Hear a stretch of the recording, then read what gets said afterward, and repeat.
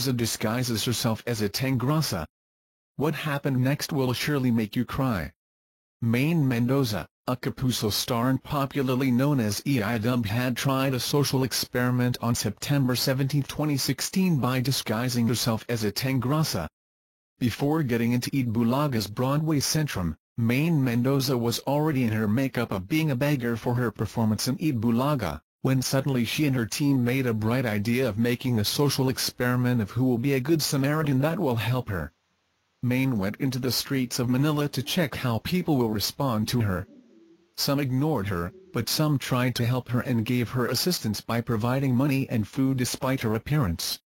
2 vendors had given the tigresa Olympia and Tahoe, not knowing that it was Maine Mendoza. Eid Bulaga is looking for these 2 vendors for them to be given a reward for being a good Samaritan.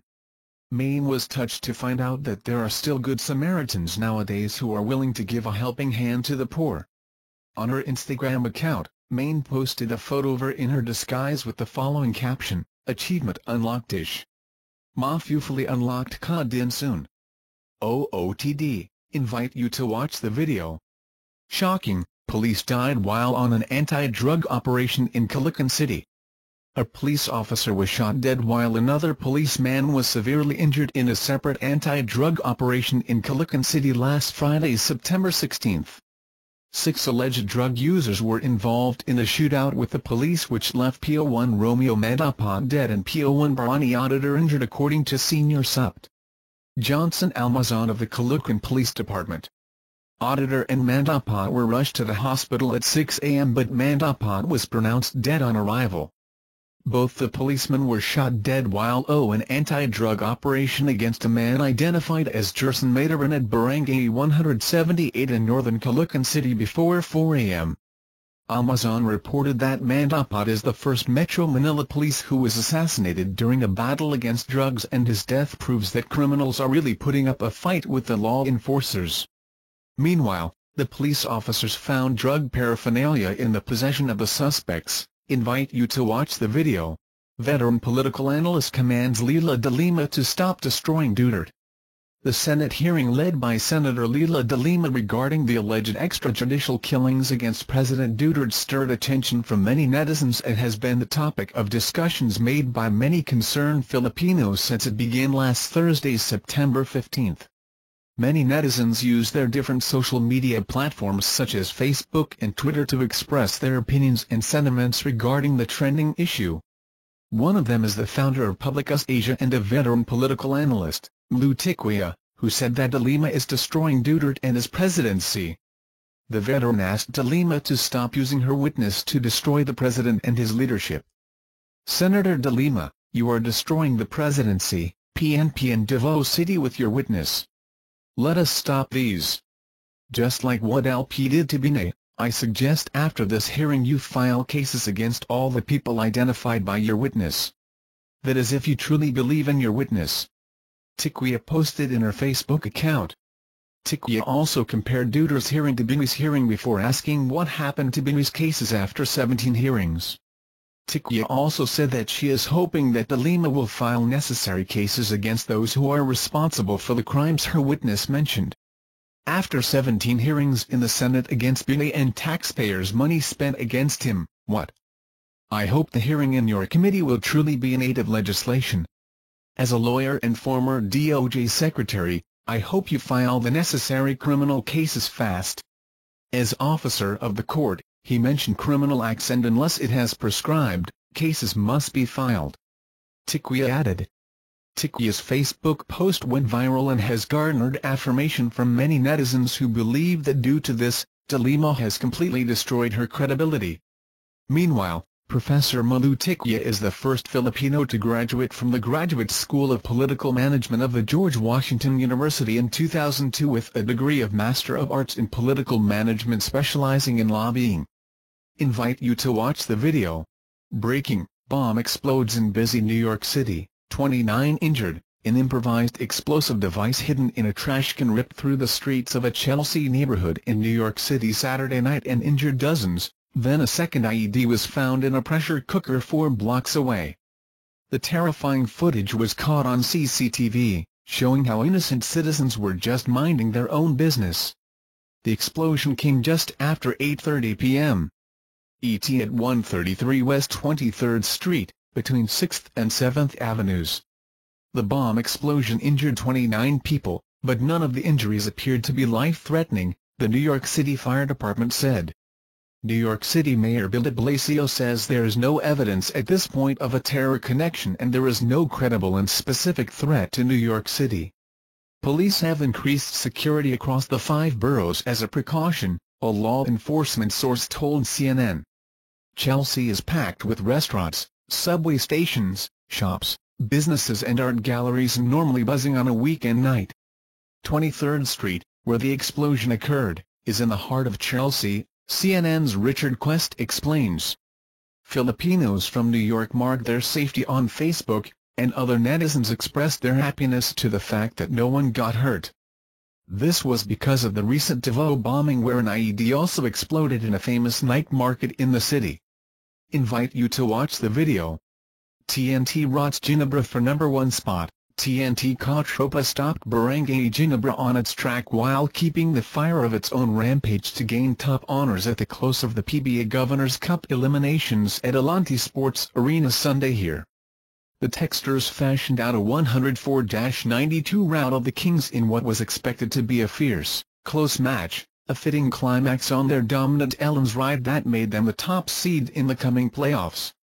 With an impressive 10-1 record with a lone defeat coming at the hands of Mahindra, the Texters, carrying a twice-to-beat advantage, will be pitted in the quarter-finals against the 8th and last seed.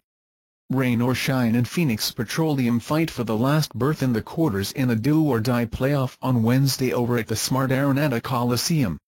Michael Ammons, Jason Castro, Michael Maidenly and Larry Fonacier were the lead stars as TNT showed up Ginebra in their virtual playoff match for #1 playoff seeding. With the loss, the Gin Kings went all the way down to 3rd spot, yielding #2 to San Miguel Beer, 107-101 winner over Blackwater earlier in the day. Ginebra and San Miguel wound up with identical 8-3 marks. The Beermen gained 2nd spot on the winner over the other rule, having beaten the Kings, 111-105, in a double overtime showdown last August 14. San Miguel takes on an LEX while Ginebra tangles with Alaska Milk in the quarter-finals. "We just hope for the best to maintain momentum," said TNT coach John Ruichico in their effort against Ginebra, cheered on by team owner Manny V. Pangilinan. The Texters simply outworked and outmaneuvered the Kings, with the biggest efforts coming from Ammons, Castro, Maidenly and Fonacier. Ammons exploded for 24 points and 16 rebounds while Castro frolicked with 19 markers and 10 assists in a pair of key double-double games for TNT. Maidenly and Fonacier proved to be of big help as they poured the bulk of their 32-point combined output during TNT's second-half breakaway. As Ammons, Maidenly and Castro waxed hot together in the third quarter, the Texters roared to a first double-digit spread at 55-45 and led by as many as 16 at 67-51 before settling for a 78-66 spread going into the final canto. Ammons, Castro and Fonacier showed the way earlier as the Texters took the half at 43-35. A big blow for the Kings was Japeth Aguilar picking up a 4th foul with 3 minutes left in the first half.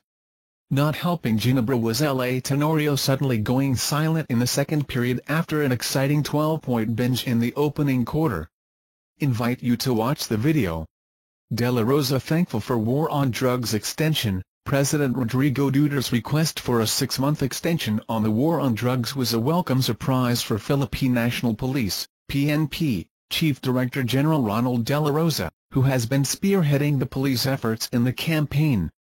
Mas maganda ang deadline extension para mahuman ug tarong. The deadline extension is good so we finish this properly, De La Rosa told Rappler in a phone interview Sunday evening, September 18, when asked about the president's announcement. Duterte on Sunday evening that asked for a little extension of maybe another 6 months at the presentation of freed Norwegian hostage Kjartan Sekkingstad in Davao City. The president, who promised to get rid of illegal drugs in 6 months, also went into detail on the extent of the drug problem in the country. De La Rosa told Rappler that he neither asked for an extension nor broached the topic to the president. Wala ko nangayo og extension, no, I didn't ask for an extension, said De La Rosa, Duterte's handpicked PNP chief. Siguro nakita niya na naglasod me, maybe he saw that we were having a difficult time, he added. The PNP chief said he met with the president earlier in the week, but they only spoke about the spate of kidnappings in Philippine waters near Indonesia. Thanks for extra time. Nagpasalamat taki jatagantawag additional time, we are thankful that we've been given additional time, he added. The PNP chief said, however, that the extension would not be an excuse for the police to scale down on their anti-illegal drugs efforts.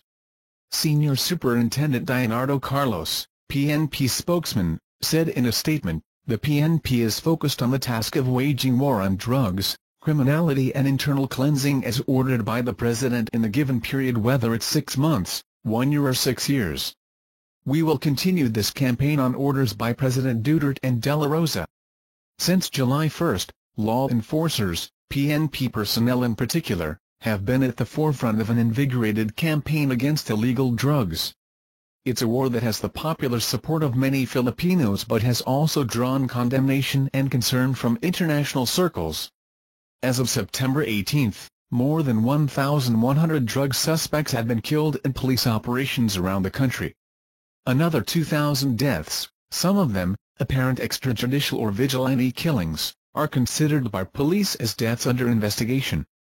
De La Rosa has defended police from criticism, pointing out that those killed in police operations fought back, manlaban, or endangered the lives of his men and women. The same police operations have resulted in the arrest of nearly 17,500 drug personalities. The PNP chief said it was the demand side where police have had difficulties. Aside from sting operations, police have been implementing Oplan Tok Hang, a literal knock-and-plead operation to make drug users and pushers turn themselves in. Police knock on the doors of suspected drug users and pushers to convince them to change their ways. The lists of drug suspects typically come from local police units and local officials. The PNP chief noted that the number of surrenderies had stagnated over the past weeks. As of September 18, more than 700,000 drug users and pushers have surrendered to authorities. Police want at least 1.2 million users and pushers to surrender by December 2016. Thank you for watching videos like you. Remember, the channel, register and comment below. Thank you.